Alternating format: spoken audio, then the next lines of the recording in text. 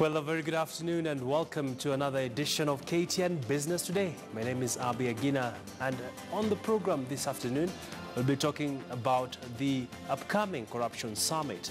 What is the role of the private sector when it comes to combating graft in the country? I'll be speaking to Engineer Patrick Obath, who is a trustee at the Kenya Private Sector Alliance. He'll be joining us shortly here in studio. Also on the program, we'll be taking you through our next frontier, where we shall be focusing on rice farming, some new varieties that are being offered out in the market.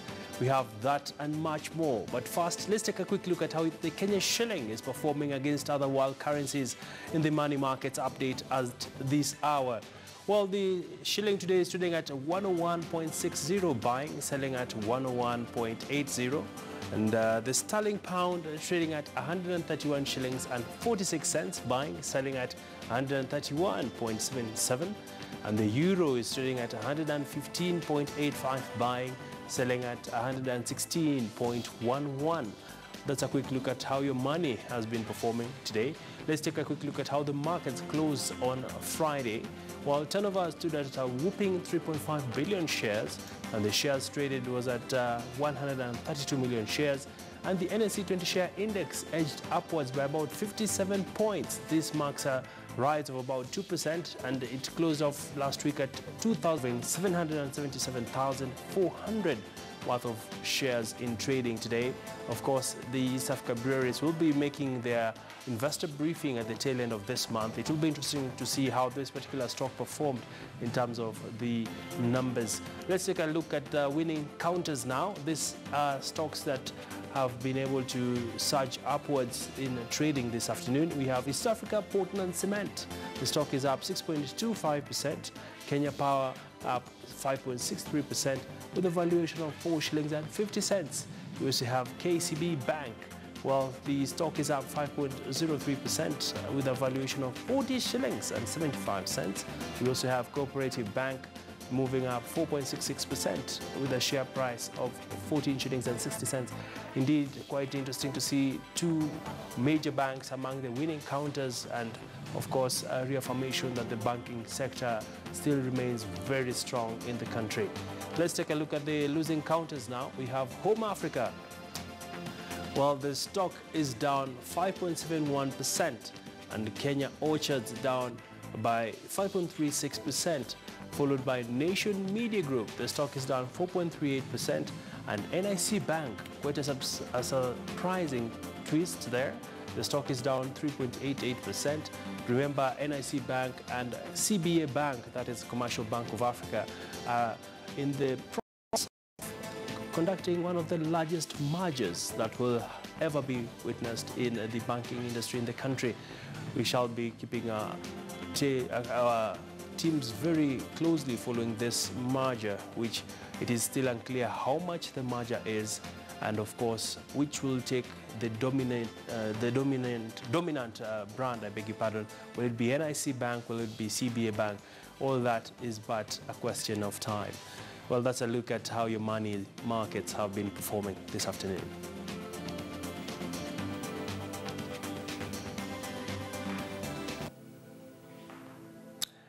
Time to take a look at our Twitter poll question this afternoon. We're asking you, do you think the private sector has been proactive in the war against corruption? Do you think the private sector has been proactive in the war against corruption, even as the country continues to slay this menace? Remember, you can tweet us at KTN Kenya, or you can tweet me at Agina Abi, and remember to use the hashtag KTN Business. We definitely shall be looking forward to your input on this. In case you're just tuning in, our Twitter poll question is, do you think the private sector has been proactive in the war against corruption? We asked this in relation to the upcoming corruption summit that will be hosted by the Kenya Private Sector Alliance. And of course, for corruption to thrive, there has to be a giver and a taker. What has been the role of the private sector? We'd like to get your thoughts on this all-important question as we move along with this broadcast. Well, let's take you to some business stories now. Well, the initiative by regional governments to revive water transport in Lake Victoria and renovation of Kisumu Port will help cut down importation costs by more than 40% and enhance East Africa community trade if embraced and supported. Well, the Kenya International Freight and Warehousing Association, KIFWA, has welcomed the move with plans to repair the Nakuru-Kisumu railway line, which will make Kisumu a recipient of cargo from the port of Mombasa. KIFWA Chairman William Ojonyo has urged members and the trading fraternity to plan ahead and invest in warehouses and logistics chain infrastructure. The association is working closely with the national and local government to make the implementation business friendly.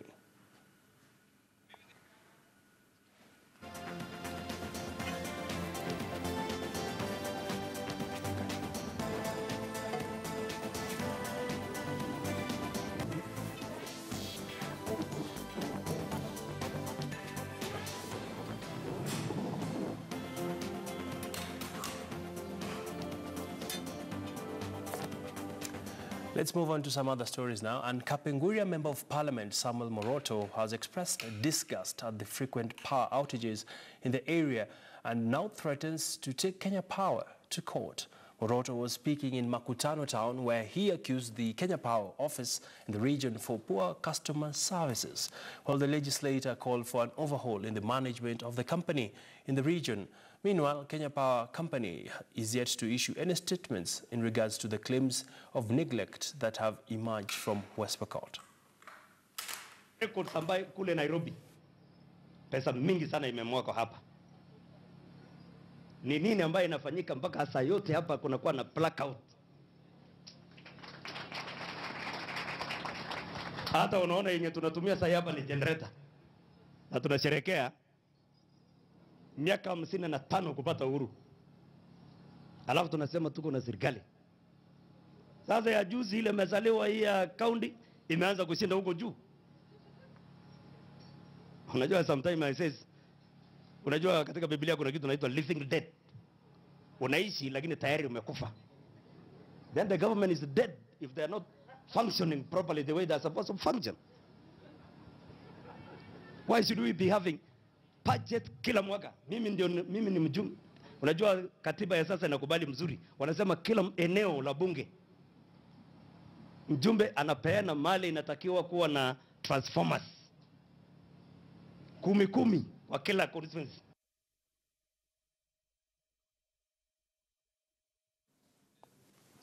Well, some valid comments there in relation to matters to do with the power crisis in the country. Well, let's take you now to Migori County, where it seems that there is a rift that is coming out from the Kuria and the Luo community. Well, that is threatening to push Governor Okoth Obado's administration into headache.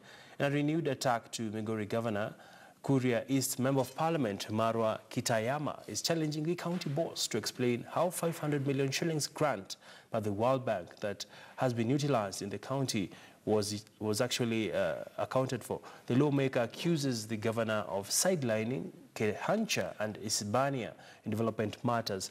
Meanwhile, some local leaders have urged dialogue between the county administration and legislators. Na sasa tumekugundua. Na hii ni vizuri itafikia kila mtu. Sisi wote kama Wakuria wote. Na Wakuria hapa namaanisha mkazi wote ambaye uko Kuria East na Kuria West. Tuko kotini kutetea haki yetu. Hatuko kotini kupinga Obado. Yeye kwa nini namuuma kwamba Mkuria asipate municipal? Kwa nini namuuma? Sisi hatusemi Awendo isipate. Hatusemi Rongo isipate. Hatusemi Migori isipate. Tunasema kama imekuja bilioni hizo 500 tugawiwe wote. Amen. Kulingana sasa na ukubwa wetu. Lakini huwezi kutuacha nje. Ati unasema kwamba mimi Mengo factory. My friend, hata nyinyi mkule hiyo Mengo. Hii tutaleta shida mpaka World Bank headquarters in New York. Hatutaacha hii ya TV. Tafadhali basi wote tukose. Hawatu record. kiharibike kabisa, because we are not going to allow you, or even we will not even allow World Bank itoke sijui wapi ije kutuchanganya hapa Migori County. We were peaceful until you came, you World Bank. So we are not going to allow you to come here, mnakaa tu kwa ofisi ya gavana pale, mnataka kugawa watu wa Migori County. We will not allow you. We are 40% of the population of Migori County. Ukitaka kututoa nje mtajua kwamba kuna watu ambao kichwa yao iliharibika. We are not going to allow you. Residents of Wote area in eastern Kenya are beneficiaries of a new transmission line. The energization of the 132 kilovolt Wote Sultan Hamud transmission line and the 132-33 kilovolt Wote substation constructed by the Kenya Electricity Transmission Company, KETRACO, is seen as a game changer for the region, which has areas that had been off the grid for a while. This is projected to be a catalyst towards transformation of the area into an attractive location for agro-based and general industries, thus going a long way into supporting both the national government, Big Four agenda and the county government's development plans. This line section is part of the greater 153-kilometer, 132 kilovolt Mwingi-Kitui Wote Sultan Hamud transmission line. The line has 4 132-33 kV substations at Kitui, Wote, Sultan Hamud and Mwingi. So far, Mwingi, Sultan Hamud and Wote substations have been energized. Wote substation is strategic to the lower eastern region, which has had no direct transmission line, forcing the region to depend on a long medium voltage distribution feeder from Kiboko substation. The medium voltage line was susceptible to faults that resulted in frequent and long durations of power outages in the area. The transmission line is expected to have a 99.9% reliability and availability. The substation will be supplied from 2 alternative sources of power, that is Juja and the Ribai station.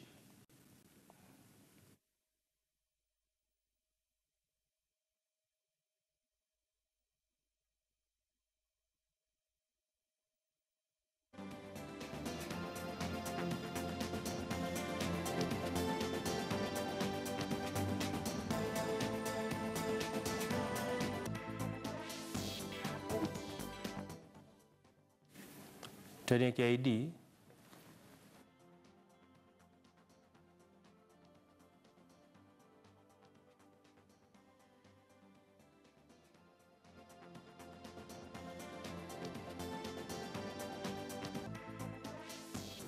Did some good news for the residents of Wote. Well, let's take you to another interview around philanthropy. Well, the Ford Foundation is keen on supporting social programs in Kenya in a bid to help end poverty and boost equality. Well, I had an exclusive interview with Darren Walker, the president of the Ford Foundation, an international social justice philanthropy with a $13 billion endowment and a $600 million in annual grant making. Here now is that interview.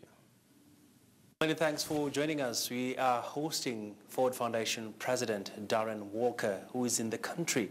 And he is here to talk more about issues of equality, justice, and philanthropy. He now joins me here on the set from Serena to just delve deeper into these issues. Thank you, Darren, for joining us. Well, Darren, you are talking to hundreds of university students at the University of Nairobi, and your focus really was on matters to do with inequality using conventional and unconventional tools. And for this purpose, let's just begin by you sharing with us what brings you to Kenya. The Ford Foundation has been successful to the extent that the Kenyan people have been successful. We are here in support of the aspirations and ambitions of the Kenyan people.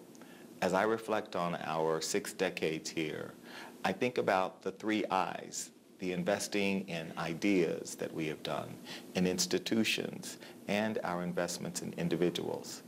We have supported the training, the scholarships, fellowships for thousands of people in Kenya and Eastern Africa. Today, many of those people occupy positions of influence in government, in civil society, in the private sector. We've also supported the creation and building of institutions that today are the undergirding of the civil society infrastructure in this community. And finally, we have supported ideas. We have supported ideas like microfinance, which we helped to introduce to this region, which today makes it possible for literally thousands of families to save and to have enterprises. So I believe that the Ford Foundation, like the Kenyan people, has been relatively successful, but we can do better. Right. I think we continue to support the country as we have in years past. And so we actually don't like to come like the donor and sprinkle dollars around. Right. We find that patronizing because the power and the assets in this country are really the people. And we are leveraging this country's greatest assets, its people. Mm-hmm. And certainly yesterday, when I was at the great Taifa Hall, and reminded of this magical hall, this destination for people working on the front lines of change around the world, I thought about how we could help to ensure that its continued reconstruction and modernization occurred. And yesterday I did announce that we would be providing $400,000 towards the improvements and upgrades that are needed at Taifa Hall to continue to maintain its status as the most important place. One of the biggest aspects that the Ford Foundation has been very vocal on is on how to impact the society, especially working families, and how do we use private equity for social good. We just want you to share with us your thoughts on this. Well, our investment in this region ranges from $12 to $15 to $20 million a year. It's focused very much on building and strengthening civil society and empowering young people and women and ensuring that we have the infrastructure here that allows for Kenyans to lead and for Kenyans to tell their stories and to develop narratives that reflect the authentic experience of people in this country. And still on this, how can working families impact private equity for social good in Africa? Well, I think the first thing we have to understand about dignity, the idea of human dignity, is that work is needed. And our job is to help the government, the private sector, civil society, our educational institutions ensure that young people are prepared for work. And then to help the economy to grow so that jobs are created and that there is more opportunity for employment. Well, I believe that philanthropy has a role to play in doing good in society. And philanthropists, those of us who are privileged, who have more wealth and assets than our average countryman or woman, have an obligation. And that obligation is not just to charity or to be generous. It's to seek justice and dignity for people. And there's a big difference. Charity is about the donor in some ways. Sure. Charity makes us feel good. But justice makes us uncomfortable because justice requires us to look at the systems and structures in society which produce advantage for some and produces disadvantage for others. And I believe that the role of philanthropy is to reduce, to deconstruct those systems and structures that get in the way, that are barriers to mobility, to opportunity for people. So philanthropy should be a banker for ideas and aspirations, hopes and dreams. Our job is to help those hopes and dreams be realized. Well, Kenya's youthful population accounts for about 40% when it comes to people who are unemployed. And how can the Ford Foundation work towards ensuring that we reverse this and have more young people being included in the society through inclusive programs when it comes to giving them opportunities to take part in economic development? We have to have the models for that. They believe in themselves. We have to believe in them. And our job at the Ford Foundation is about hope.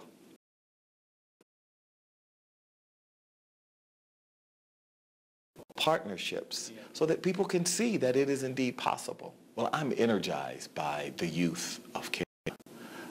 Never have I met smarter, more ambitious, more committed and determined young people than in this country.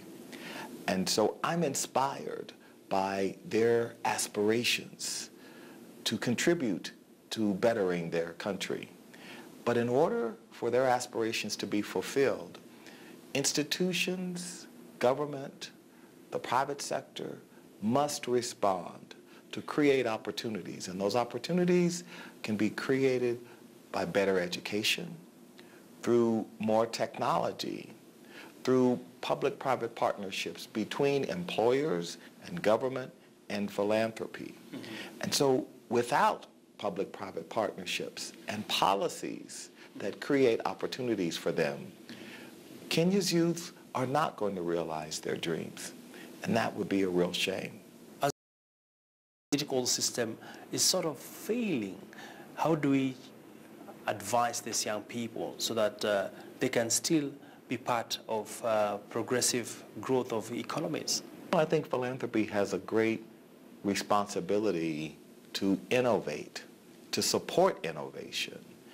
Throughout the history of modern philanthropy, certainly the 20th century, philanthropy was behind some of the greatest social achievements, from the Green Revolution and feeding millions of people, to vaccines, to the creation of mechanisms for financing the poor.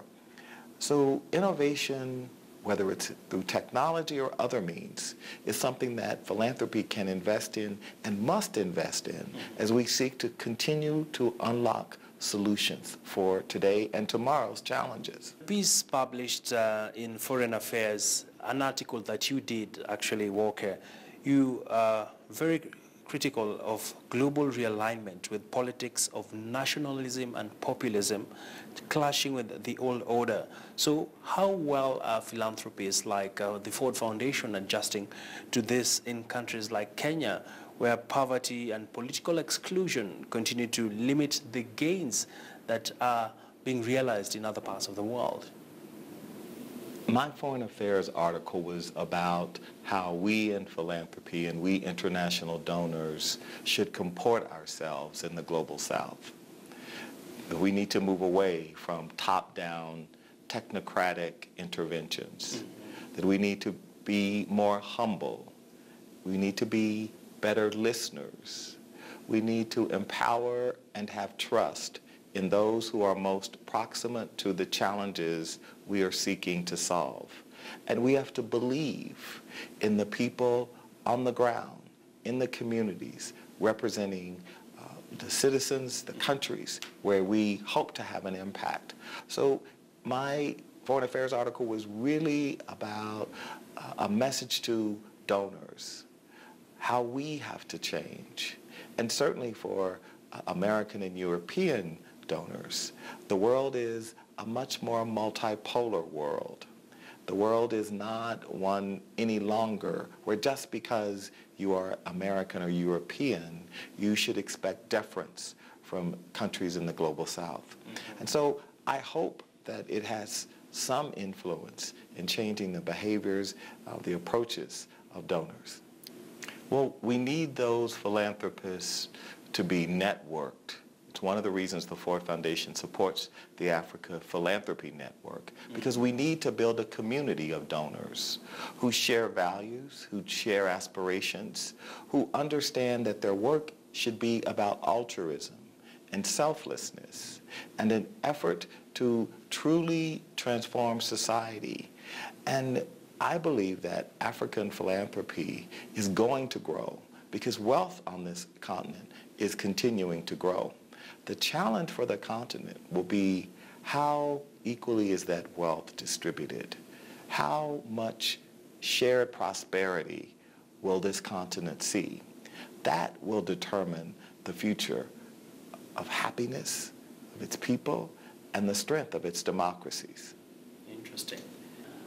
And Darren, as we come to the tail end of this conversation, I just want to pick your thoughts on what is the future of Africa now that there are so many narratives out there saying Africa rising, others saying corruption has been increasing, there's political turmoil. What are your honest assessments of Africa's growth? I am very bullish on Africa, and I think the potential of this continent, and particularly Kenya, is far from being realized. So I'm hopeful about this country and this continent. I'm a believer in the people, their hopes and their dreams. And so as I return to America, I leave energized and inspired and hopeful by all that I have seen in this great country.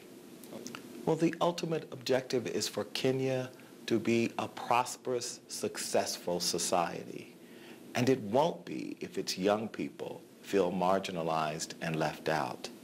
And so the long-term effect that we're all working towards is to put the ingredients in place so that young people can get on the mobility escalator and ride that escalator as far as their ambition, their education, and their determination takes them. Well, many thanks for joining us, Darren Walker, the Ford Foundation President. Such an honor to host you on the program. Well, you've heard it from Darren. He's quite bullish about the growth prospects for Africa, and he remains optimistic that the economies will continue to perform, and he has called on the country to have more philanthropists who can actually step in and support inclusivity as well as equality if Africa and Kenya is to grow its population as well as grow the levels of development. Well, it has been an exclusive interview with Ford Foundation President, and many thanks for your valid company. My name is Abi Agina. See you next time.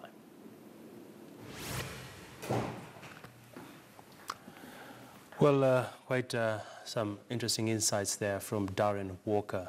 And we're just getting reports that there's a fire outbreak that has there's a huge fire in Ngangarithi in Nyeri town, where we shall be speaking to our colleague Ibrahim Karanja, who is covering for us that developing story. We understand that property of unknown value has been destroyed by the fire. He'll be giving us the latest in a short while after this break.